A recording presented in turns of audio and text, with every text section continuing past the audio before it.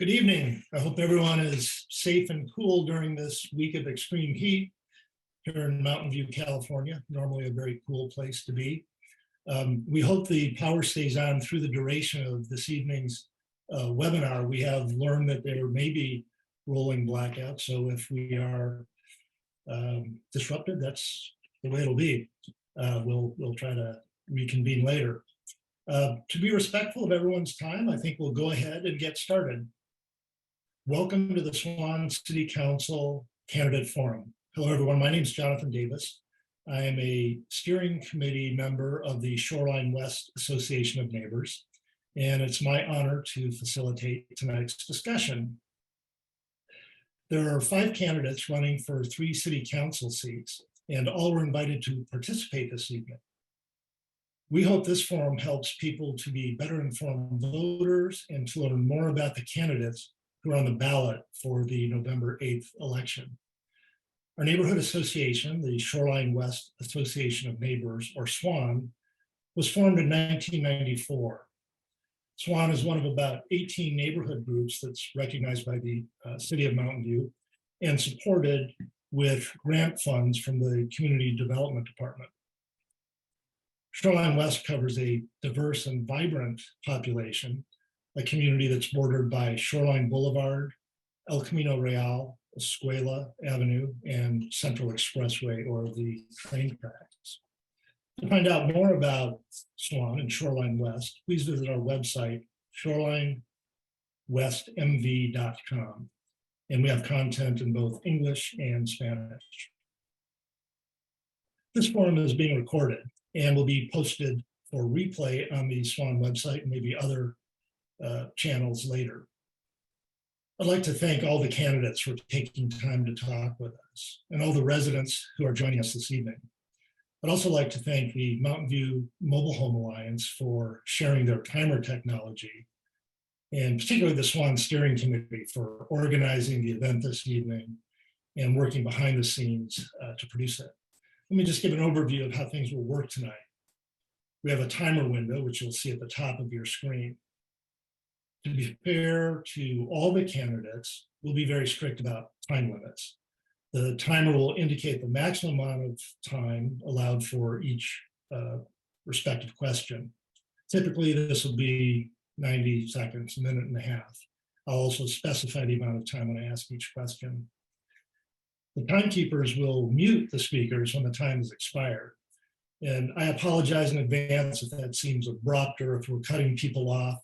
But that's how we're going to assure that this is very fair and everybody, all the participants have equal time. I'll begin by asking each candidate to introduce themselves.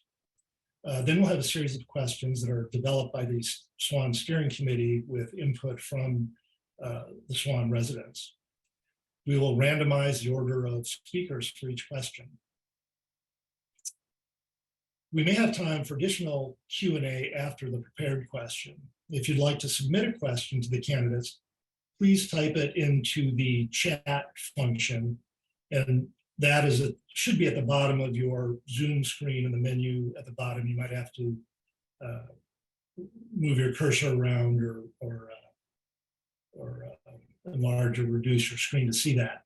But those chat questions will be visible only to the moderators of the forum tonight. But if you submit those, we'll try to get to them. And we may consolidate questions if there are several that are of a similar nature or similar theme, just to avoid redundancy. To all the participants, we would like to keep this a respectful dialogue, so please keep this in mind as you ask or answer questions. We've always had diverse neighborhood gatherings of people from very different backgrounds and viewpoints discussing things amicably. And I'm sure we can continue that tradition of Shoreline West here tonight. So let's get started with candidate self-introductions. Let me ask each candidate to provide an opening statement, who you are, why you're running, what you think your priorities are, or whatever else you'd like to say by way of introducing yourself. We'll allocate up to a minute and a half or 90 seconds for each of the responses. And timekeeper, I'll ask you to shuffle the speaker order now, and we will go in that order. So we'll begin with Lucas Ramirez. Lucas, I invite you to make your opening statement. Thank you, Jonathan, and thank you, SWAN. Thank you for giving me the opportunity to turn on my video and introduce myself. As Lucas Ramirez, I have the great honor to serve as the mayor of Mountain View this year. I was elected in 2018 along with my colleagues Allison Hicks and Ellen Kamei. And I think if there's one thing I'd like to focus on, it's the remarkable work that the council has done over the past 4 years. We've had an exceptional team within the city council, and obviously in collaboration with our stellar city staff and our community, we've had a fantastic and ambitious work plan that we've made some good progress on, but had been interrupted by the pandemic.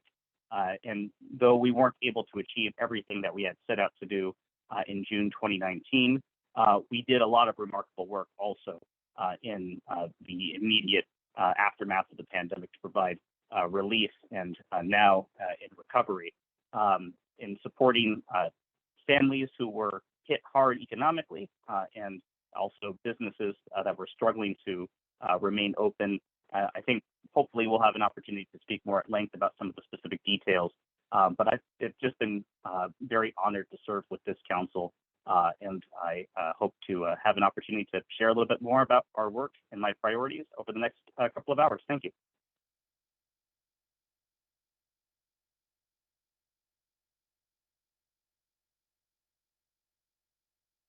Jonathan, you're muted. Okay, the moderator blunder, but I figured it out. Thanks, Lucas. We will now turn to Ellen Kamei. Ellen, your opening statement, please.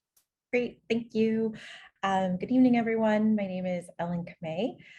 For the last decade, I've been serving the city of Mountain View, first as an environmental planning commissioner, actually along with the mayor, and the last 4 years as a member of the city council member. And last year, I was able to serve as our pandemic mayor. And in the last 4 years, some of the things that we've been able to work on are COVID-19 relief efforts and programs, support of our local small businesses, creating public-private partnerships to address our housing needs, and to support the most vulnerable in our community. We've also worked hard to address something that we're all feeling today, climate change, and trying to address our sustainability and resiliency goals, which I know that the vice mayor is chair of that subcommittee. As a third-generation Mountain View resident and a new mom raising my fourth generation here, community volunteer, I've seen our city change firsthand, like many of you. And during my second term, I hope to continue to address our housing crisis. Because of the pandemic, some of our strategic goals had to be put on the back burner, and looking forward to working on displacement strategies, as well as those for our missing middle, increasing transportation options and making our city more walkable and bikeable, and also enhancing access to open space and parks. Thank you. Thank you. And next we have Lee Chang. Lee, your opening statement, please.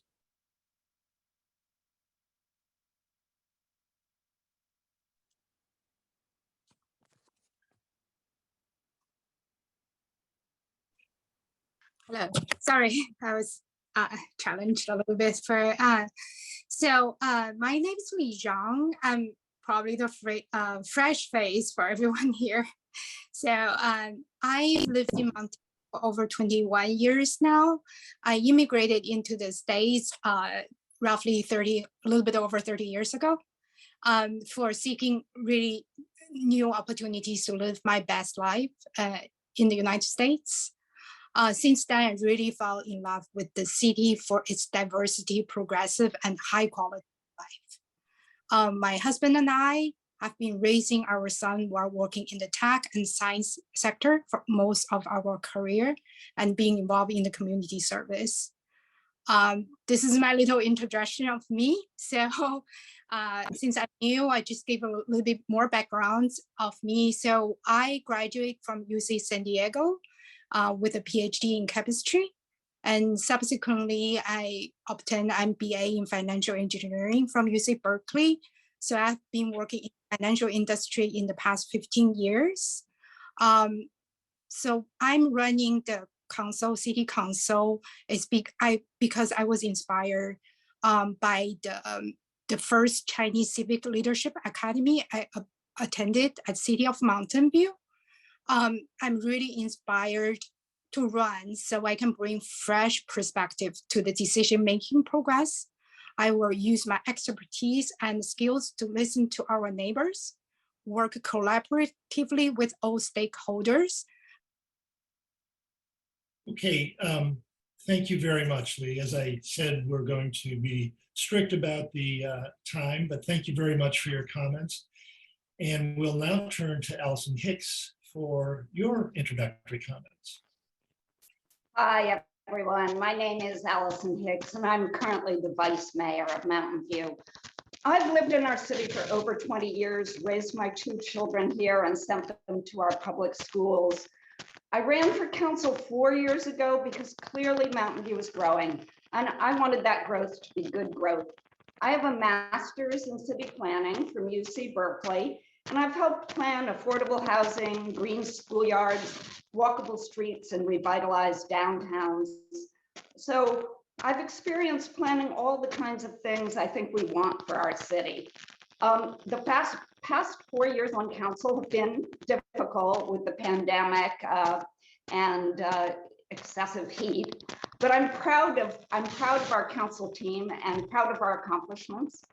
I won't go into great detail because I think the mayor and the pandemic mayor, as she called it, went into pretty good detail with what we did. Maybe I'll add one thing. I'm proud that we created safe parking for vehicle residents in conjunction with the county in a model that I think is being adopted around the region. And also that we created a popular car-free downtown. But there's a lot more to do. We need better safe bike routes to school, more parks, more tree canopy, and certainly more affordable housing. In conclusion, I ask for your vote.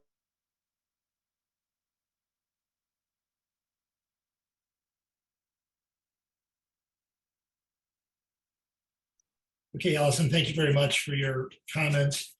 I'm going to ask all the candidates, all the participants in the webinar this evening to go ahead and leave your video on. That way everybody can see it throughout the webinar. So thank you everybody for your opening statements. We'll now turn to our first issue, which maybe not surprisingly is housing. Housing is a key issue in Mountain View, and city staff are currently working on the 2023 through 2031 housing element, which is a policy document that will drive the construction or lack thereof of housing in our city for the next 8 years.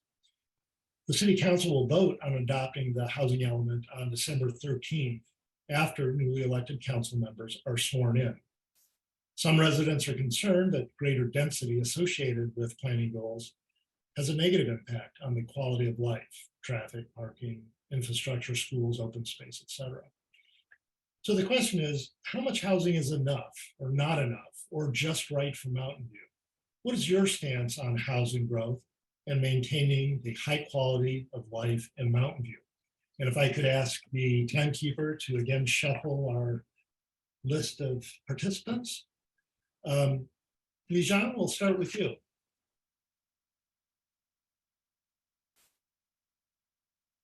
And if you'll unmute.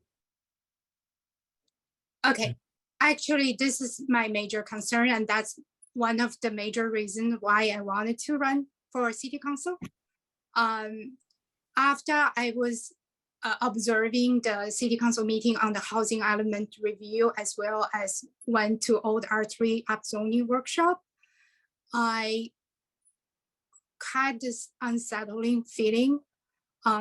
Exactly like what you were asking me is ask us how many we're going to build and how many will be enough. I think this has to be balanced. That'll be why I'm running. I want to ensure sufficient infrastructure and services to be maintained. So our quality of life for the residents will at least stay in the current level. And with expanding housing opportunity for everyone, we should really think very carefully, not just doing neighborhood by neighborhood. We need to make sure our infrastructure, including items such as utilities, parks, services, can support additional growth. We should do additional precise plans for the areas where growth can happen, since precise plan allow us to be more specific as to what residents want to see in a given area. So I'm proposing to reopen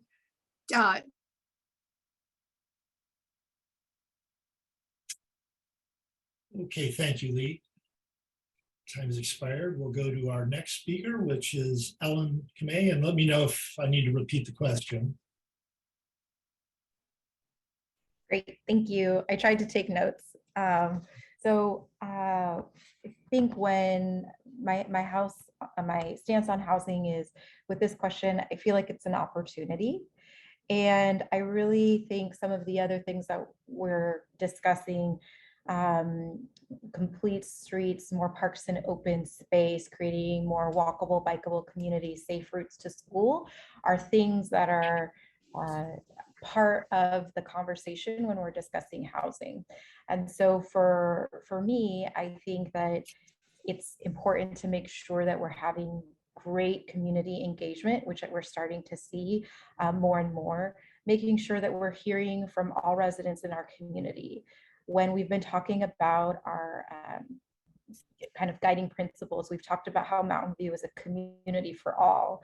And that's something that I truly believe. My grandparents met here, my dad was here, I was able to move back. And when we're talking about our diversity and being a community for all, we're talking about socioeconomic as well.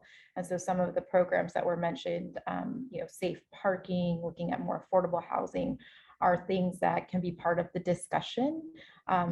And how can this be part of the solution versus part of the problem?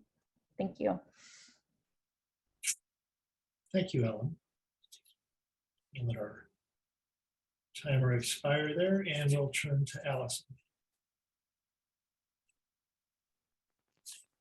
So thank you. Yes, this is certainly one of the main questions when I go to the ice cream socials and the other socials we've been able to go through to lately as we've gotten back out of the house. This is definitely one of the main discussions we have. I completely agree that, I feel working on the housing element as a city planner, I feel excited, but I also feel concerned. I share a lot of the community's concern for how we, as so many people say, how we provide the infrastructure that we need to go along with the housing. A city can't be certainly just an office and housing compound with maybe a few streets to get between the two. A city is much more than that. And I feel like that's what my background as a city planner has been about. It really has been about how do you enhance the streets and add tree canopies so they're joyous to walk on? How do you put in pocket parks? How do you make our downtown, a public square? In terms of how much is the right amount, actually, the Sacramento assigns each city a certain amount based on the number of jobs we have. Oh, and I guess I'll have to tell you more about that in future questions. Okay, thank you, Allison. Sorry, we're being so strict on time. Lucas. Thank you. This is an important question, and I appreciate where my colleagues have already gone in sharing the need for community input. Mountain View is actually very fortunate when addressing the housing element and meeting our state housing mandate. We're able to accommodate 90% of the mandate within the existing general plan residential capacity. That's remarkable. Most other communities are struggling and will have to upzone potentially huge swaths of the city to meet their RHNA mandate. We don't have to. The RHNA is the regional housing needs allocation. that Allison was talking about. We don't have to do that because we already have a very forward-thinking general plan. We already have precise plans that have anticipated a substantial amount of growth. And we're very fortunate also that our general plan temporally runs roughly concurrently with the housing element cycle, right? So we talked about the 2023 to 2031 housing element cycle. We have a 2030 general plan.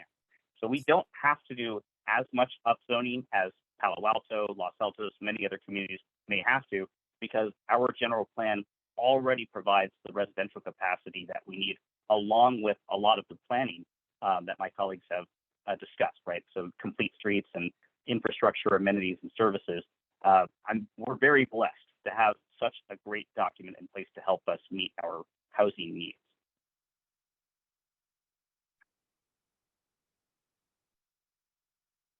Okay, thank you all for your responses to the first question. Our next question is very much tied to the previous question about housing.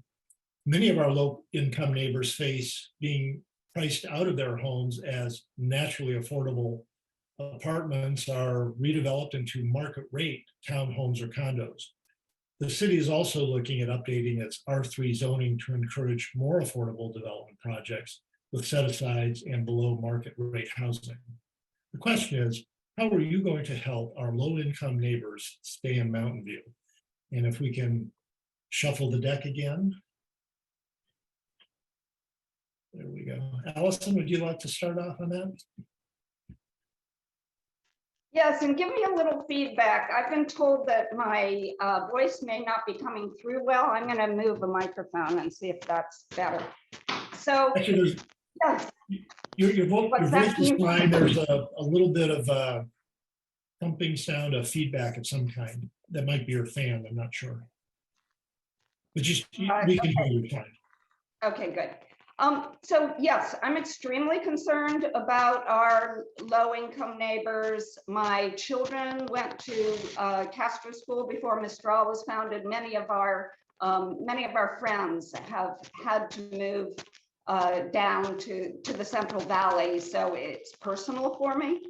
I unfortunately, in a city this expensive, affordable housing requires a subsidy and careful planning. Now, the good news on that is that we have been creating affordable housing by using Measure A bond money. That's county bond money. That's not going to be enough to create enough affordable housing in the future, but there's an upcoming mega bond, regional mega bond, that will supply even more money for affordable housing. So that's going to be one of the big keys to making sure that our neighbors are not displaced. There are a number of other things that we need to do. I'm particularly fond of a community opportunity to purchase plan, that if our neighbors, their mobile home park or apartments are being bought up, they can buy it up themselves. I have worked with plans like that myself when I worked in Alameda County, and they're a great way to preserve naturally affordable housing. We also... Okay, thank you, Allison, for that. Your time's expired. One thing I might ask Allison, a suggestion has come in that you may have other microphone options. If you click on the arrow next to the mute function, there may be other microphones you can use that might help with the sound. So we can try that out on the next run through. So we'll continue on. And Lee, how are you going to help our low-income neighbors stay in Mountain View?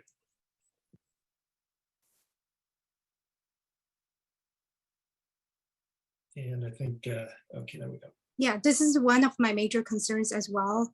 I used to live in an area next to San Antonio Mall. And in the past 10 years, I see growing RVs parked on the streets.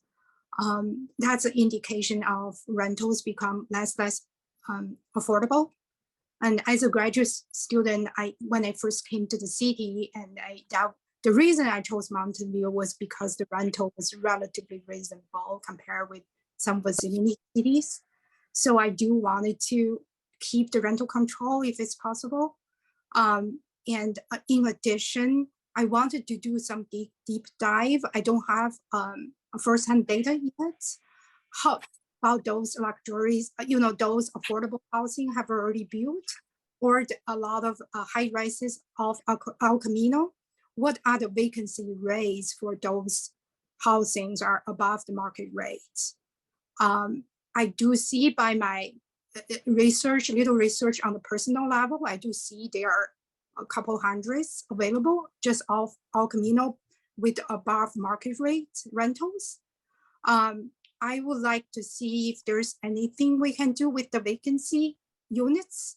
If we can, I don't want to say too much about this because I'm not on the city council. I've now worked in that position. I do think if it's worth investigation to see if we. Okay, thank you, Lee. And we'll next turn to Ellen. Great, thank you. So when I think about this issue of helping the most vulnerable in our community, I think about it in two different ways. So the first is making sure that people can stay in the housing they're currently in. I think there's been ways that the city has addressed this. Especially during the pandemic, we had an eviction moratorium so that people were not in fear that they were going to be displaced out of where they currently live. And we worked closely as a city council in conjunction with the state and following their legislation on making sure people could stay. The other related to that is a rental relief assistance program. We had one of the most robust in Santa Clara County. That was nearly $6 million. That rental relief programs currently still exists with the Community Services Agency. And I know that the council is committed to continue to do that as strategies to make sure people stay housed. Obviously, our safe parking program is something that we do have, that is for people who hopefully we can get into more stable housing, but it's also generating affordable housing, but being really creative. And in Mountain View, we've had pilot programs like our Life Moves Mountain View, which is 120 units for seniors, children, and families that we were able to put together in 6 months.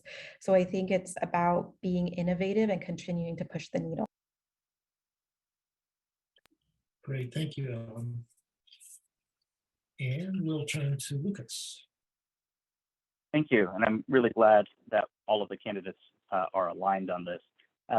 These are some of the issues that the council had prioritized as part of our 2019 goal setting work.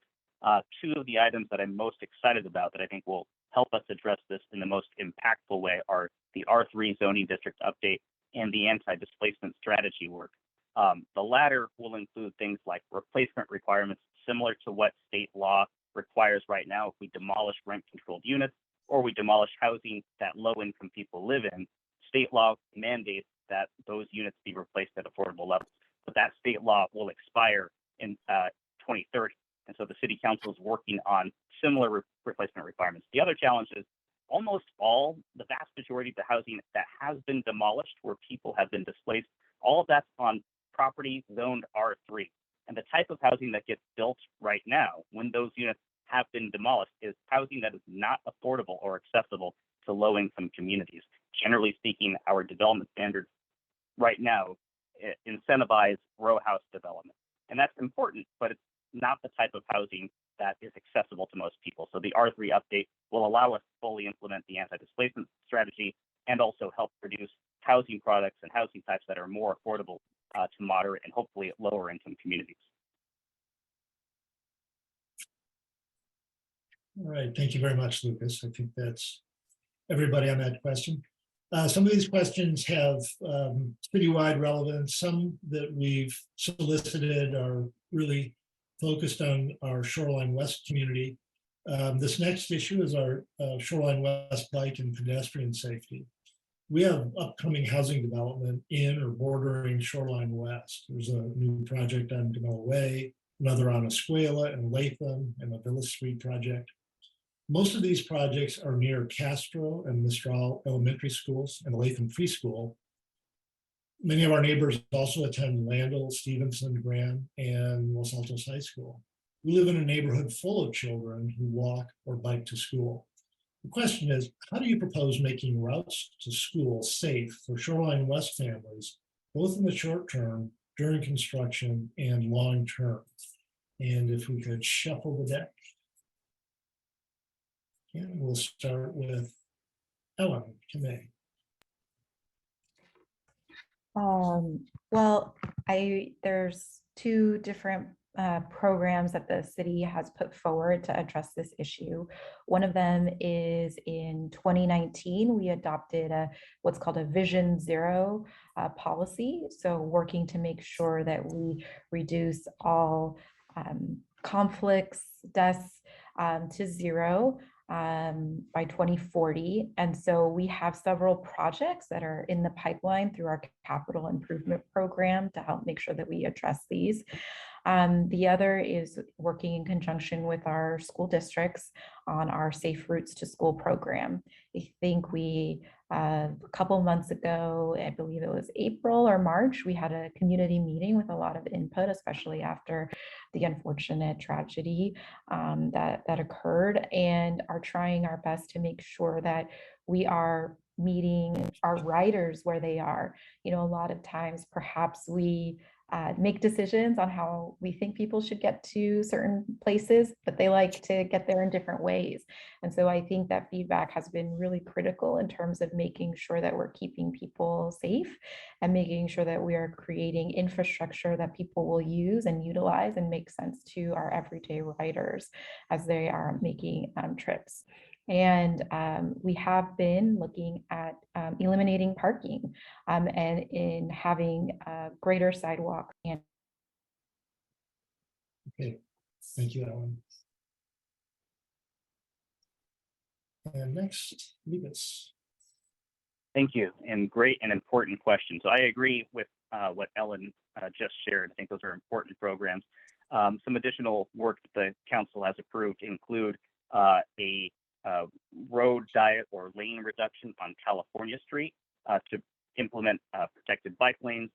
We also previously approved a couple of years ago protected bike lanes on El Camino Real, which will be implemented with the resurfacing next year. Latham Street currently is under evaluation. Many residents along Latham reached out to the city earlier in the year to express concerns about unsafe speeds. And so the city right now is looking at potential speed reductions and safety improvements. And one of the things I'm most proud of, actually, one of the first things that the council prioritized in 2019 was a modification to the neighborhood traffic management program, which residents can use to implement traffic calming on their streets. Previously, the threshold was artificially high, so many streets wouldn't qualify even if members of the community were supportive. We reduced the threshold to make more streets eligible for traffic calming. And finally, we have previously approved, this was before our council, safety improvements on Escuela. So hopefully all of those in aggregate will dramatically improve bicycle pedestrian safety in the neighborhood. Thank you, Lucas. And next, Allison Hicks. Okay, I'm trying a different microphone, so tell me if I sound better or worse. You sound great. Oh, great, thank you. So I agree with the previous two council members who spoke, and I won't go quite through the. I'll briefly go through the laundry list. The Vision Zero, the neighborhood traffic management, and our Safe Routes to School programs are the three major things I think of when I think of making our streets safer. I have to say, I am particularly concerned about children going to school, as our schools, for example, the school my children went to is now 2 schools. And when I go there, just the sheer amount of traffic is something that certainly needs attention. In addition, I think, to continuing to work through the Vision Zero program and allowing neighbors to work with the neighborhood traffic management program. In addition, I think when I talk to people from some of our neighboring cities, that our Safe Routes to School program could really be beefed up. We have hired additional people, but we also have some great community groups. I think our two, if I can get it right, Great Streets and Safe Mountain View have combined to become Mountain View Streets. Do I have it right? Anyway, some of the people working with that group work with. Okay. Thank you, Allison. We've run out of time there. And so, Lijiang, how do you propose making routes to school safe for Shoreline West families, both in the short term, during construction, and long term? Yeah, so I actually grew up in the city. People actually bike everywhere. So I would give you guys some perspective from a foreigner's perspective. The only way people will actually take advantage of bikes is that it's bike corridor. You can actually bike everywhere. So I've tried this with my son. My son is a high school student currently, but a couple of years ago, we made an effort to say, if we can bike everywhere in Mountain View, then we stopped at El Camino. So so I know El Camino is state road and it's up for a maintenance upgrade next year. So I'm very excited. Hopefully the bike lane will be included in that project, in addition to what is already in the plan on California. I used to live out of California. I think it was a great idea to reduce the lanes and make a buffer for bike. And then if that project is completed, if we can bike all the way to Castro, that would be super fun for for high schoolers, the kids who are on the bike and on the top, in addition to the safe route to bike, just make it more friendly, basically more safe. I think that's very important. All right, thank you, Lee. I think everyone has answered that question. And so now we will turn to Shoreline West open space. The Shoreline West neighborhood falls below the city open space goal of 3 acres per 1,000 residents and has considerably less open space than many other city neighborhoods. Mariposa Park is our only true park, and the other open space is partially accessible elementary school property, a fenced community garden along Shoreline, and eventually a new pocket park that's being planned along Villa Street. So the question is, how will you promote more parkland or open space in Shoreline West and more equitable open space distribution in Mountain View? And can we shuffle the speaker list again, please?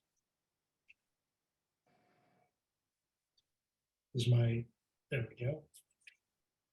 Allison, we'll start off with you.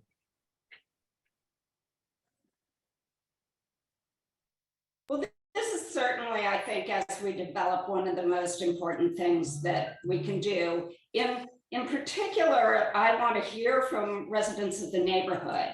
And we are going to be having, over the next year, we're going to be redoing our Parks and Rec plan. And the importance of hearing from you is that a park to one person and what park means to one person and to another person can be very different. Some people want pickleball courts, some people tennis courts, ball fields, places to walk. So I want to hear from you what it is that you want. It's also a priority for me that we have parks situated in places like Shoreline West that are lacking in terms of parks. I think equity is extremely important, and that should be part of the equation when we're updating our Parks and Rec plan. I also think we need to talk about revenue streams. Do we have enough revenue to make additional parks? And if not, what could additional revenue streams be?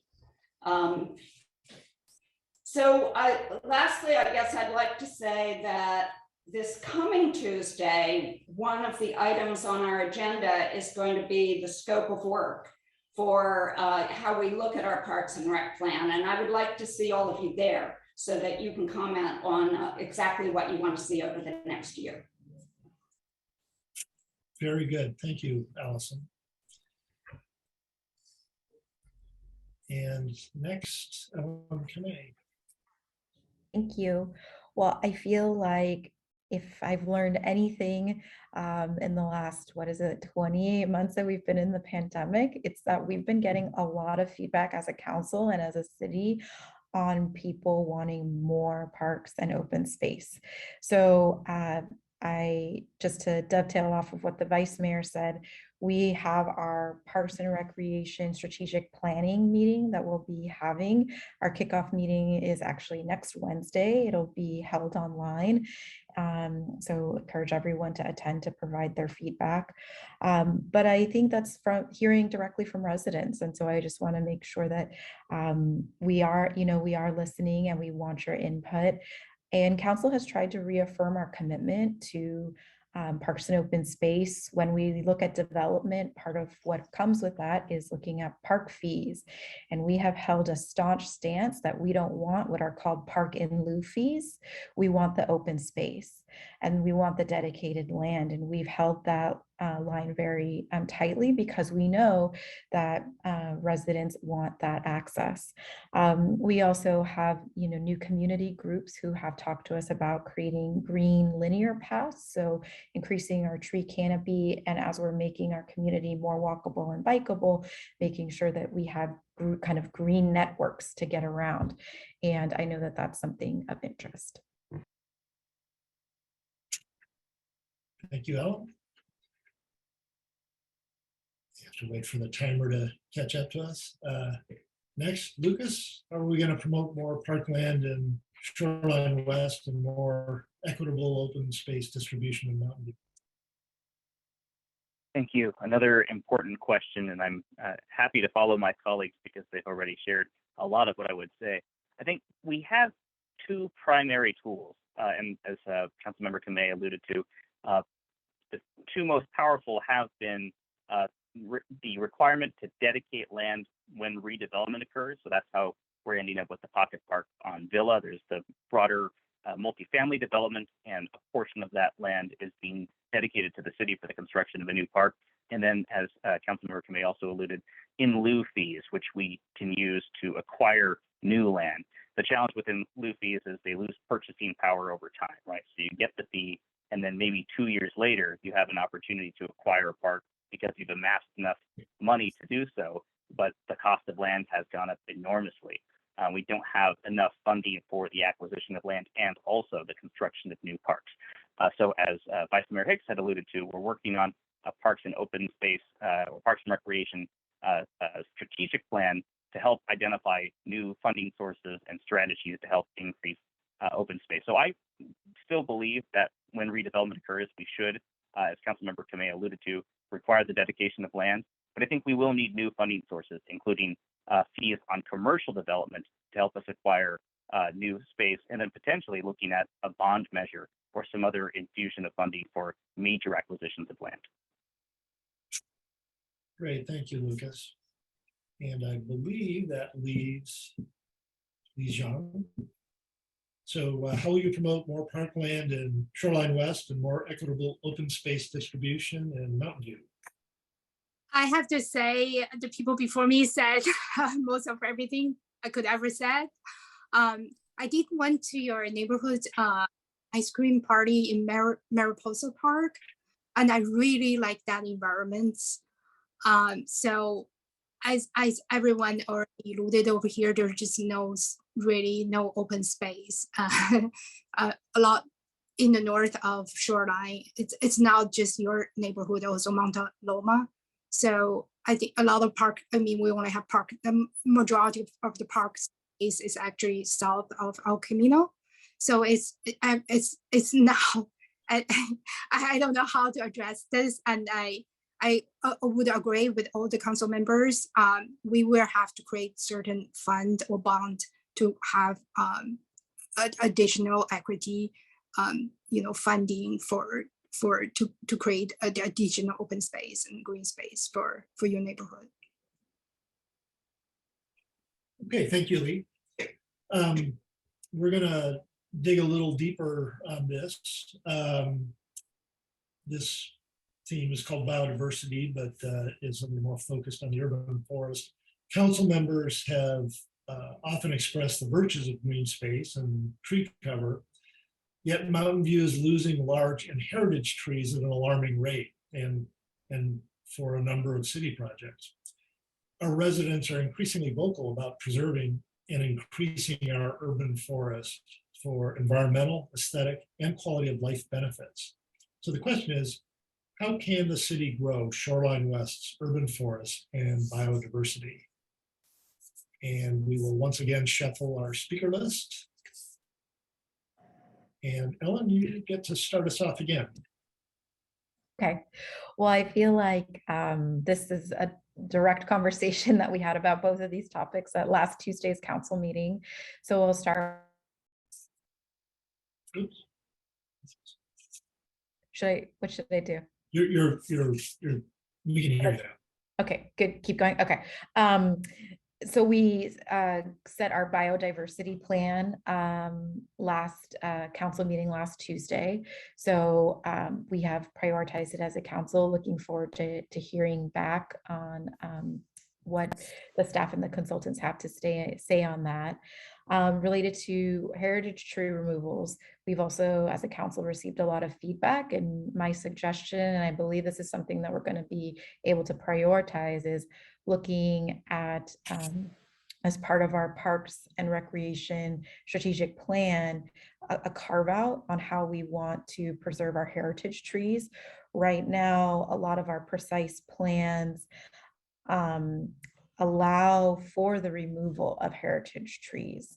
And while we try really hard to save them, as we tried last Tuesday, if it's a form compliant project, they have been allowed to go forward.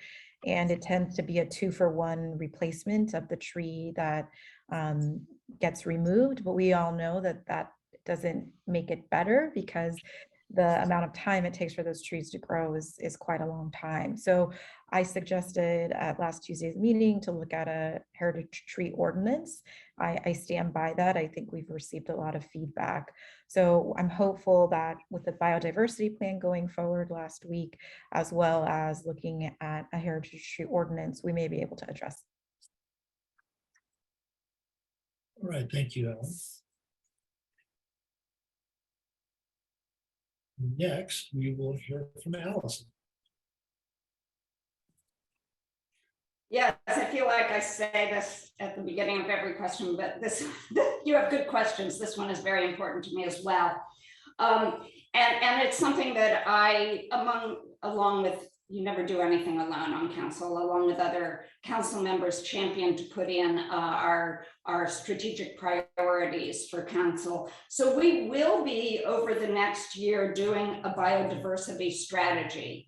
And I welcome everybody to join us on that as well, because we really need your input. We will be doing it with the fabulous San Francisco Estuary Institute, who we've worked with a little with Google and North Bay Shore.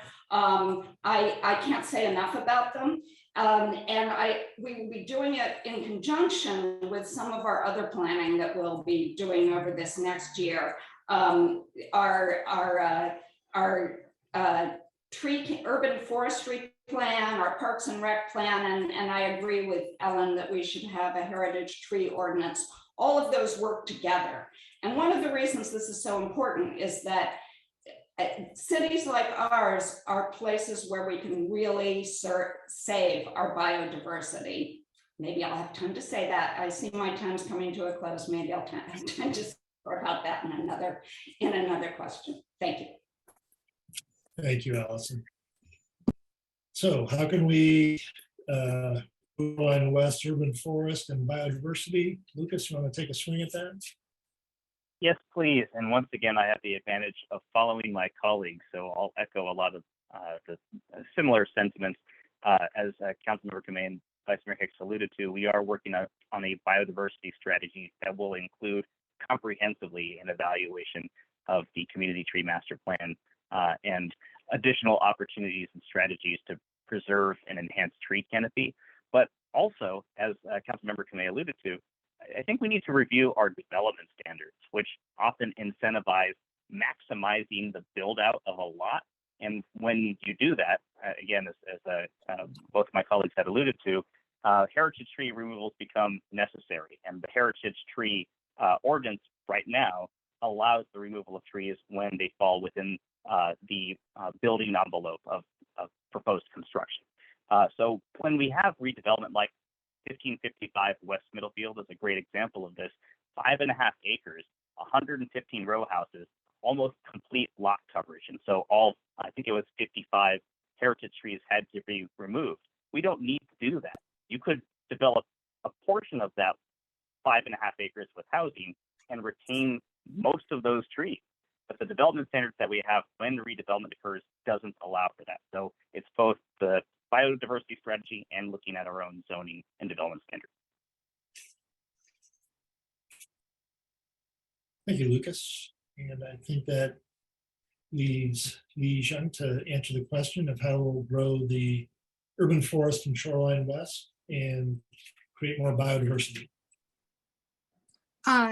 Yeah, I really agree with both the prior council members. I do think that the key is not maximize how many units you want to build on one site. It's exactly the same issue, whether on Castro, we lost a huge amount of heritage tree versus the one we already also lost on the CPAS complex. And those trees, heritage trees along the highways are blocking the noises and pollutions. And it's unbelievable if they can just reduce 20 units, maybe 20, around that numbers, they don't have to remove those trees. So I think the key issue is how much we want to maximize on particular site, how many units we really have to build on particular sites. That would be my answer to this. Thank you, Lee. We're going to pivot now to traffic and auto speed and noise. This is a commonly discussed issue in our community. Speeding and excessively loud, often intentionally. Vehicles on neighborhood streets present some of the greatest combined detriments to public safety and quality of life in Shoreline West. Feeling unsafe makes people less likely to walk or bike in our neighborhood. So traffic calming study and plan development is a lengthy process. How can the council address these issues in the near term more expediently? And let's shuffle the deck and hear thoughts about managing traffic. And Allison, let's start with you this time. So as was mentioned earlier in this forum, we at the beginning of our 4-year council term worked with the neighborhood traffic management plan to make it more efficient. And it seems like it may be time to do that once again, to take a second look. I would like to interact. I've seen some discussion of this online, but I haven't been able to really get into the weeds. So I would like to hear more about what's working and what's not working in terms of the neighborhood traffic management plan we now have. I personally am a big proponent, weaving back in with the biodiversity plan. I'm a big proponent of making those two things work together. So using road diets, bump outs, sidewalk bump outs, and other things that basically, instead of hanging up signs all over the place, tell people visually that this is a calm place and this is where you want to drive more slowly and more carefully. I think there are also, we have a lobbying firm, and there in Sacramento, there's some slow street legislation that we could support. Great. Thank you, Allison. I'll wait for my shuffler to come up with the next speaker. And that is Ellen Kennedy. Well, I think that part of what will help is being able to do two different things.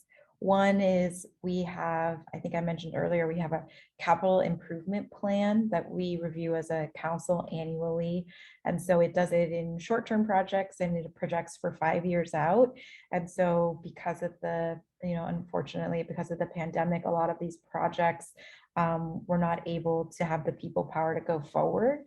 But I think reprioritizing them will help improve, I would even say, the conditions of our streets. I've heard a lot of feedback about the pavement index with which we have, and making sure that those are at the top percentage, I think will also improve the type of riders that we'll see on those streets.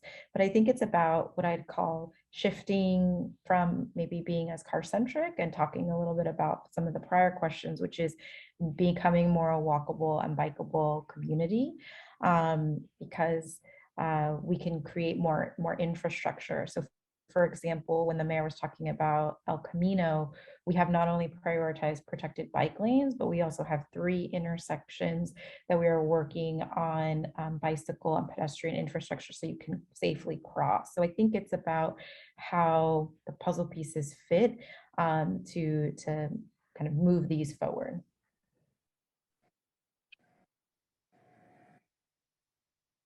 Okay, thank you, Ellen.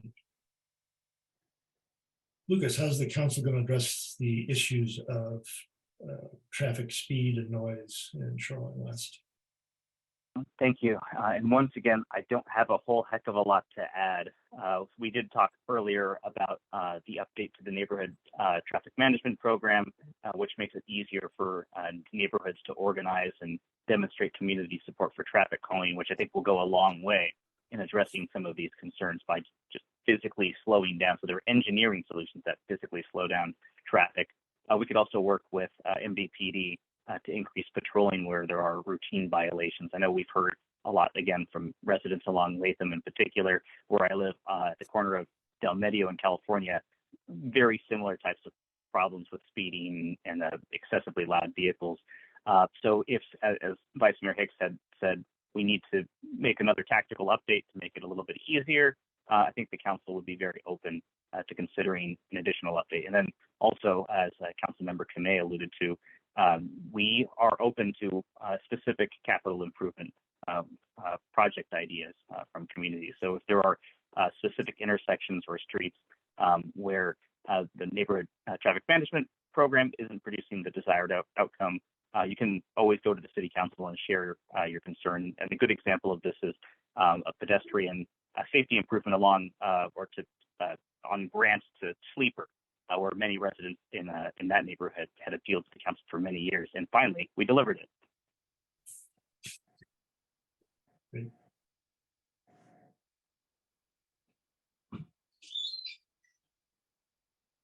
And Lijiang, do you have thoughts about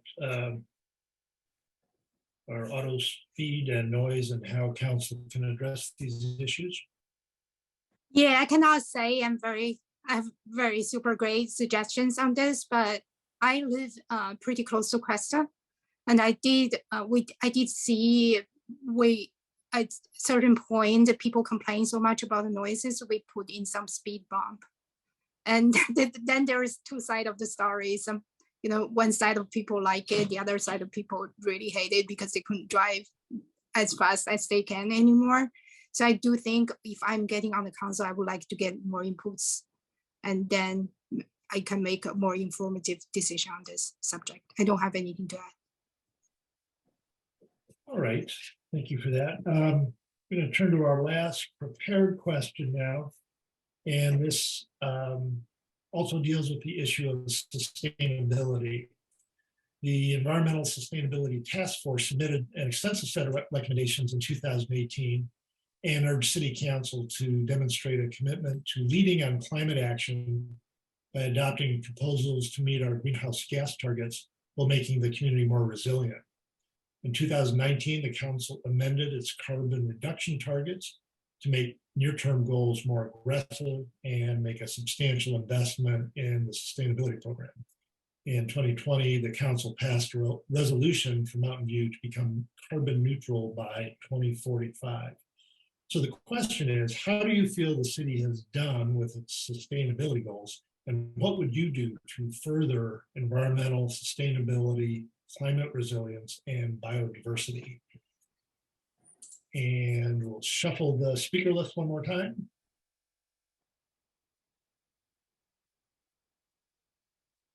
And Li Jiang, would you like to start off on this question? Yes, definitely.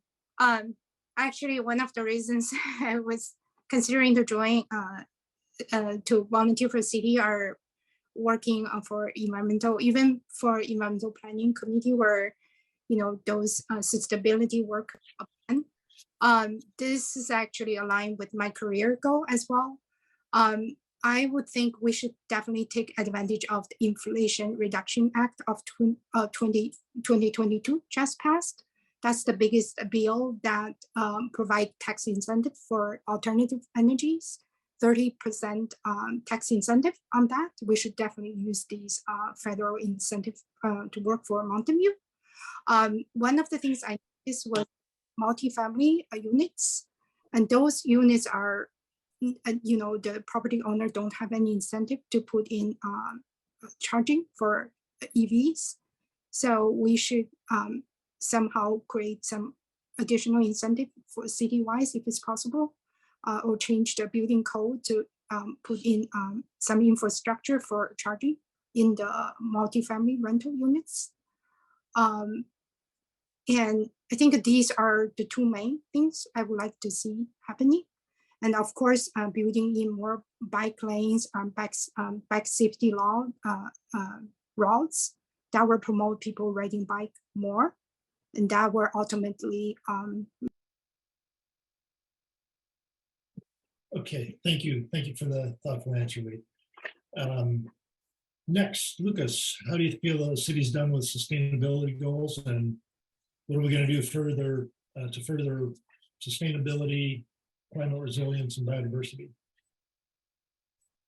Well, I think to start, for a city our size, we've done remarkable work, even preceding this council, going as far back as participating early on in the creation of the Silicon Valley Clean Energy Authority to procure, in our case, you know, municipally 100% renewable energy, but generally carbon-free energy.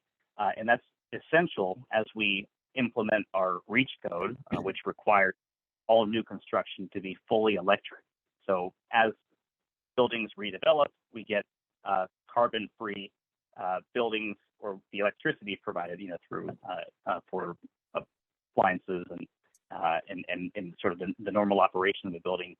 We've done amazing work in reducing greenhouse gas emissions. And on top of that, we've had a series. We're on our fourth sustainability action plan, which includes dozens and dozens of you know, modest and sometimes fairly substantial greenhouse gas emission reduction strategies.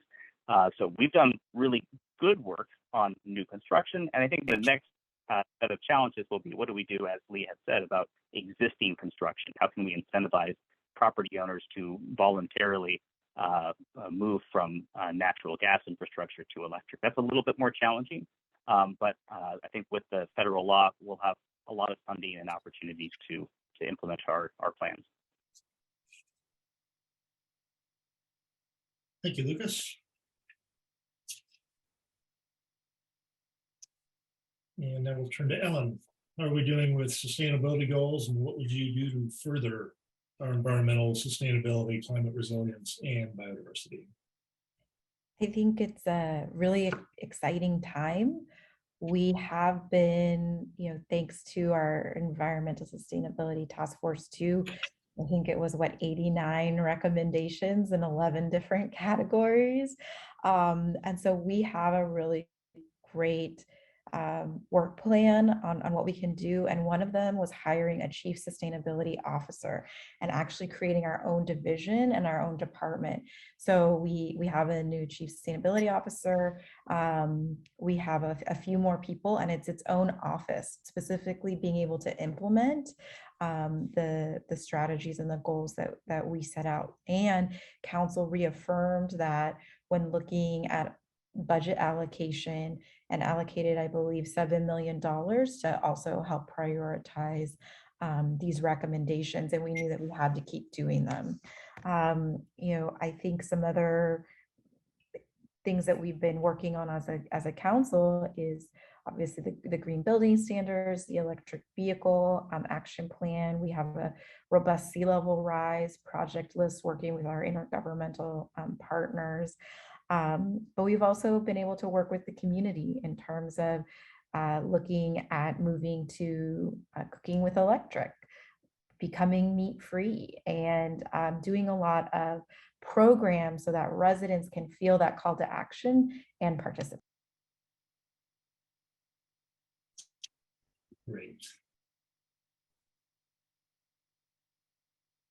And Allison. Well, this is certainly a question I think we've all been thinking about over the past week. And one that I've been thinking about a lot. For the past couple of years, have been the chair of the Council Sustainability Committee. And the council as a whole has decided to take a second look at the 2045 goal and possibly move it up to a nearer term goal, more like a 2035 possibly. That's something that I fully endorse. The Council Sustainability Committee had been meeting very sporadically, sometimes skipping a year. I've started the committee meeting multiple times per year. In particular, as Ellen said, with our new Chief Sustainability Officer taking some aggressive steps to move us forward. So we were the first city in the county to do electric reach codes, meaning that all of our new buildings would need to be electrified. The next big step we're looking at is making it so that houses like possibly yours and definitely mine, that are older homes, as our various appliances burn out or come to the end of their life, that we can trade them in for something more sustainable, using incentives that will make it so that all of us can do us. That will allow us to take that. Oops. I'm sorry we had such a restrictive timer. I think it was a really good response in the making, and sorry we had to cut you off there. Thanks, everybody. That ends our prepared questions. I'm now going to pivot to some audience supplied questions that have appeared in the chat. This may be a little rough for me to try to moderate this, because I'm going to maybe modify the questions a little bit so they're not individual specific, and I'll try to do justice to the question. I hope you can get the gist of it and respond. So the first question, really, we've got, I think, people on all sides of an issue, but the way this one is framed, I'll just read it as slightly edited and let you make of it what you will. So can you please explain why you feel Mountain View should spend city tax revenue collected largely from homeowners and businesses to pay for the cost to allow RVs that want to park in Mountain View to park here, even though Mountain View has done so much to provide alternatives for safe parking and low-income housing? Why do you feel Mountain View has the obligation or the ability to solve this problem for the Bay Area? I think I'll just leave the question at that, and I think the essence of the question is the city's role in the RV parking issue.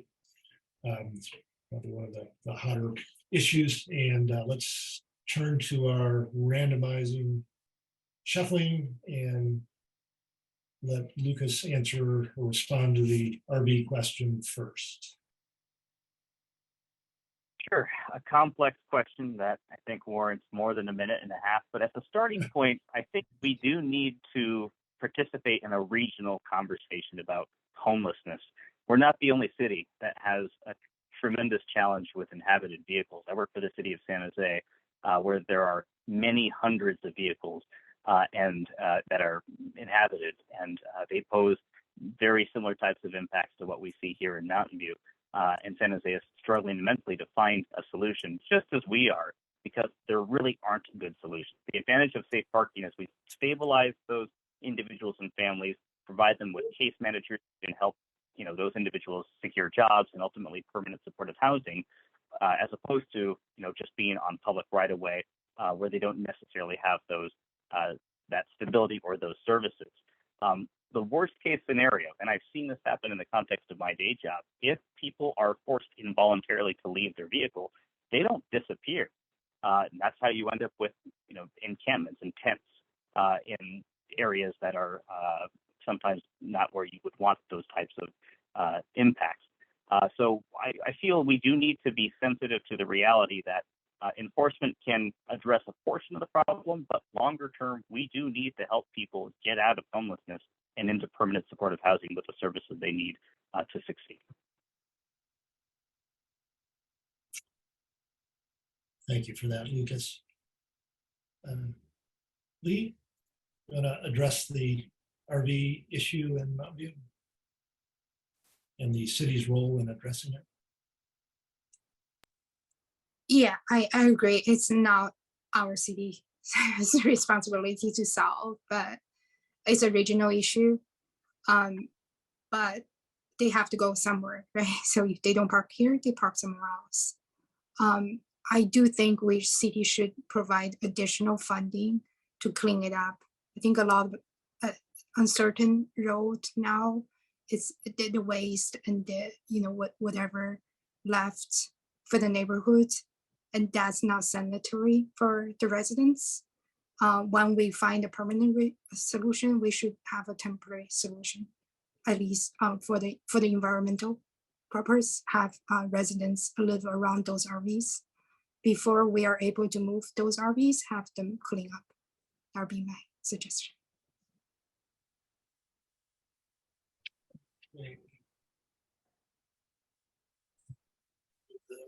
Timer on, and Ellen, the city's role and responsibility for RV parking. This has been an ongoing policy issue that the city has been grappling with for years. And in 2019, the council did vote unanimously to go forward with bike lane safety, and a majority, which I was a part of, voted for a narrow street ordinance. As many people know, the city has been subject to a lawsuit for nearly 2 years. And on August 31st, the city was able to reach a settlement. And as such, this was a referendum on the voter initiated Measure C, which was in 2020. And so that was a pause while we were in the lawsuit. Now that the settlement is working to be resolved, enforcement will begin in October. My understanding from city staff is that all signage for the various streets throughout the city has already been erected and constructed. And so that our public safety will be able to in October be able to go back to enforcement and the 72 hours where you need to move your vehicle after that point.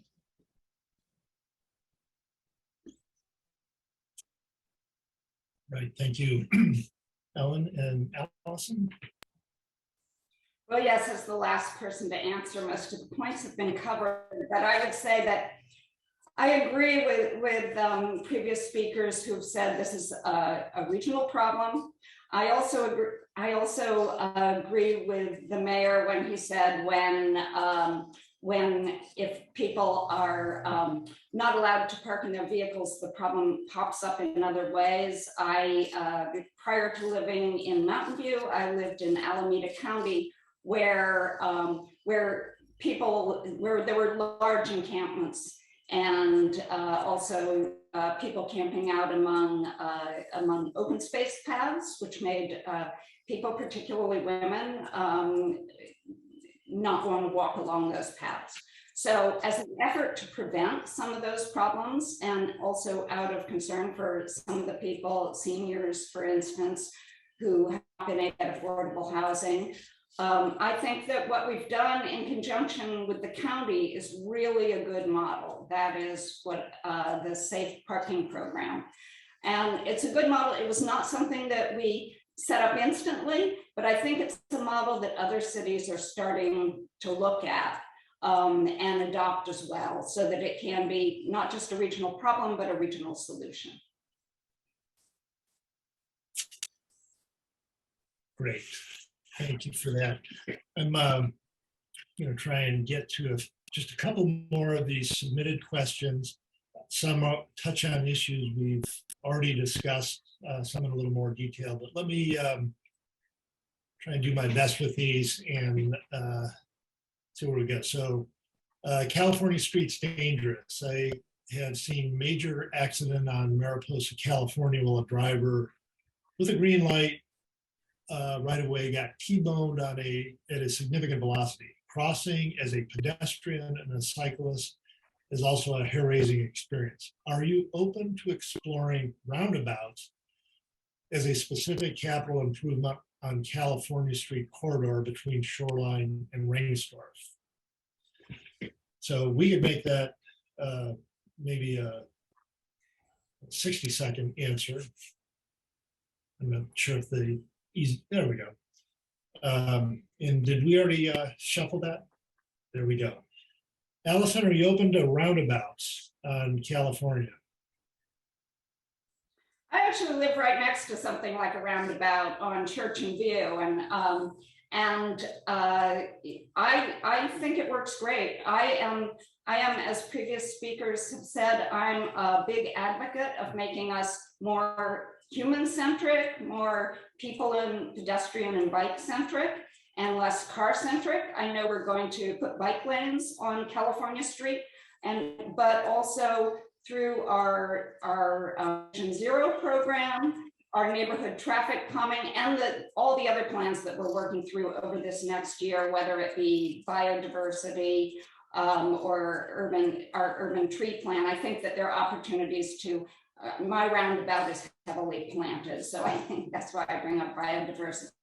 I think there are opportunities to make our streets ever more human focused. Thank you, Allison. And Ellen Kamei. Well, from what I remember about the neighborhood traffic management plan, residents can get a list of the different traffic calming measures that they would prefer. And so if this is something of interest, a roundabout versus, the bumps that can happen or something different, I'm open to it. I think that residents who live in the neighborhood should directly be able to have input and let the city know what they think would work best for their neighborhood and their area. And from what I recall, we directly asked kind of you to rank of the traffic calming measures that the city could do. What's kind of 1 through 6, what would you like to see? I support that and feel like that's the best way to get feedback. Thank you, Ellen. And Lee, are you open to the notion of roundabouts on California or other streets in our neighborhood? I have a mixed feeling on that, I have to say. And I used to drive California up and down. I now actually live next to a roundabout, and I see roundabout on narrow streets seem to work and like less traffic. California is pretty busy with a roundabout. I just don't know like how much it's going to slow down the traffic and with the people try to get to places. I think we need to figure out getting input from the neighborhood, see where exactly this roundabout would be on California. So I think I want to wait and see what the inputs from the residents before thinking this is a really great idea. I'm done. Thank you, Lee. Mhm. Lucas? Roundabouts? I'm not opposed to exploring roundabouts, but I'm inclined to implement the traffic safety plan that the council has already signed off on and see whether that's successful in slowing speeds and improving safety. I think, as Councilmember Kamei had expressed, I think it's important to get community feedback on specific traffic calming solutions. They may make sense in certain areas and less sense in others. But the plan that we have for California Street, I think, is a very strong one. And I'm not inclined to make changes to it until we've seen whether it's had the intended impact. Thank you. All right, thank you. All right, we'll do a couple more of these and then wrap up with closing comments. Okay, here's another bike and pedestrian question. You've all expressed wanting to create a more walkable and bikeable community, especially El Camino protected bike lanes. However, the El Camino plan calls for those protected bike lanes to be converted to SHAROs, shared bike car lanes, for any block where there isn't enough space for all the wide car lanes. What will you do to prioritize safety rather than car throughput? And let's shuffle the deck and get responses to that. Allison?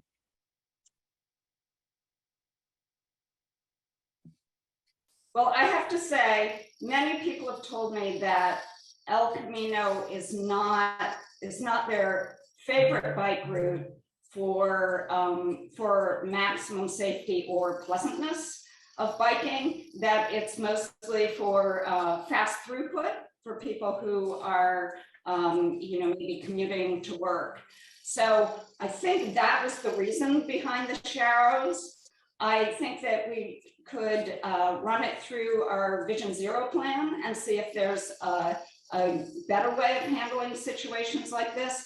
But I have to say there are also alternative parallel streets such as California Street that will have bike lanes as well. So there will be alternatives for people who are not particularly fond of that setup. Thank you. Thank you, Allison. And Lucas? I think it's helpful to acknowledge first that El Camino is a state-owned and operated corridor.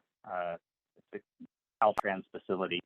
And so it's important that we've been able to work with Caltrans to begin to implement the plans that we have. I think it's a strong start.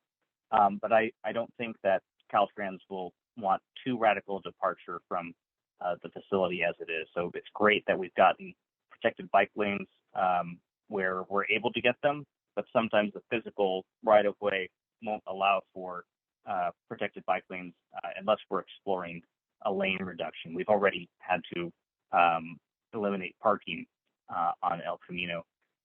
So maybe with redevelopment, if we're able to secure some additional right-of-way, that might become a solution down the road, but it'll take some time to secure the right-of-way that we need to. Thanks, Lucas. Sorry for the timer. Lee? Yeah, I kind of agree. I cannot imagine that you're going to create, there is much safety even you try to get on the back lane on El Camino, because the majority of the cars going high speed on that road. What I've seen in other countries are they create bike lane on the sidewalk. So, Beijing is a very busy city and you have buses and cars, but on the other side with the walkway, they create the bike lane. So I don't know if that's possible on El Camino. I just, one of my suggestion, look into it. And in addition, I think California, if California is building a bike lane, and that would be much safer. There's, much less traffic. You guys already decided going to reduce the the traffic light. So might as well make that to be a bike lane going through. That would be my ideas for this. Thank you, Lee. And Ellen. So I think that for kind of more high level, how do we prioritize safety over car throughput? It's continuing to try to push the needle and approve projects like removing 100% parking from Bernardo and Sunnyvale all the way to Los Altos. I think it's about closing Castro Street to cars to prioritize pedestrians. I think it is continually showing that the culture in Mountain View is one that puts our cyclists, our pedestrians, our residents first, and working with our regional partners like Caltrans on making sure that they understand that this is a priority for our city. I heard recently, I'm on the Council Transportation Subcommittee, that we have additional funds that we were able to acquire with Caltrans, and that we may actually be able to fully fund and find room for 100% protected bike lanes. So I'll advocate for that. Thank you. All right, I think we have time for one more audience submitted question, and this is one, a neighbor with some history in the neighborhood association. In 2019, SWAN sent a letter to the Mountain View City Council members supporting the extension of the Permanente Creek Trail via easement at the Prometheus development at 1696 through 1798 Villa Street. This development is now underway and the easement is there for this pedestrian cycleway to be built. Is there anything we can do as a neighborhood to make this pedestrian cycleway possible? And would you support such a project to be built over or under Central to extend the Permanente Creek Trail to help our community be a more walkable and bikeable community? Start with Lucas. Thank you for the question. That's an important project and one of several bike ped connectivity improvements that we have planned. My sense is it's one of the projects that we haven't been able to fully develop, and it's lower priority compared to, for instance, Bernardo at Evelyn connecting the north to the East Wisman area, or the Rengstorff grade separation project. So we'll probably work on those projects first because we have funding, or in the case of the Bernardo undercrossing, collaboration with the city of Sunnyvale. I don't think that we're at all opposed to delivering this bike ped connectivity project. It's just a matter of securing the funding, and more than likely we'll have to wait for an opportunity to secure federal funding or state funding to help make it happen. Thank you, Lucas. Allison? Yeah, so I agree this is an important project and that connectivity is important if we're going to do what we've been talking about tonight, prioritize biking and walking over having to drive our cars everywhere because the roads are more connected than our bikeways and walking paths. It is a matter of priorities, but Mountain View is not alone in prioritizing active transportation like biking and walking over more roads. And I kind of weekly come across, I was going to say across my desk, old style, but across my email inbox, grants, federal and state grants aimed at all sorts of things related to walkability, bikeability, green streets. So I think it's a matter of, having the staff to apply for those grants and making sure that we get the money as soon as possible. Thank you, Allison. Ellen? Well, I do think it is just a funding issue. So I think in terms of what can the the neighborhood, what can SWAN do? I would say help us advocate for that funding with our state officials, with our local representative, our member of Congress. What's been great is Congresswoman Eshoo has been a key source in getting federal funding for the Bernardo project that the mayor mentioned, as well as the Rangsdorf one. And so we'll just add this to the list. So I would say that. I would also encourage a collaboration with organizations like the Silicon Valley Bike Coalition, who may have access to grant opportunities from maybe companies or private funders that the city might not be able to because of our public kind of procurement process, because I think it'll take all of that funding to create the infrastructure necessary to complete that project. Thank you, Ellen, and Lee will let you wrap this one up. I hope I have a better idea than everyone else. I think everyone have already said what they had to say.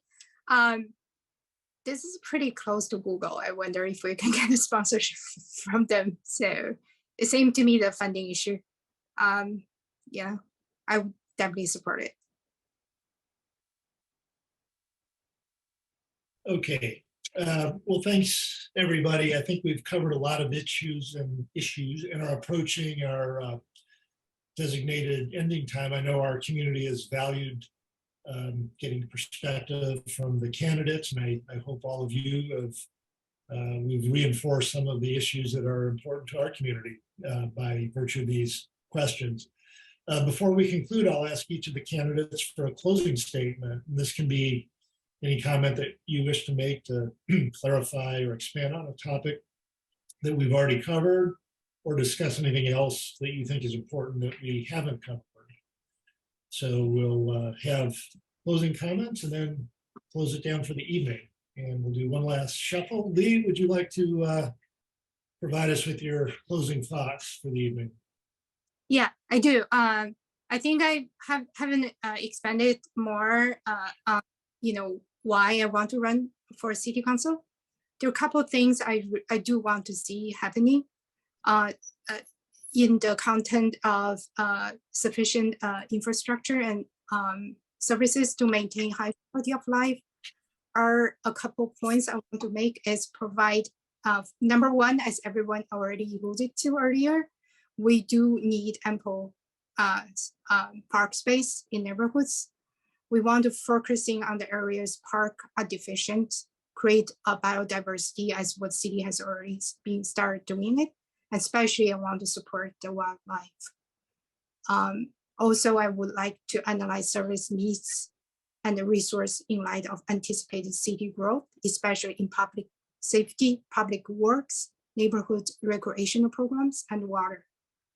I do.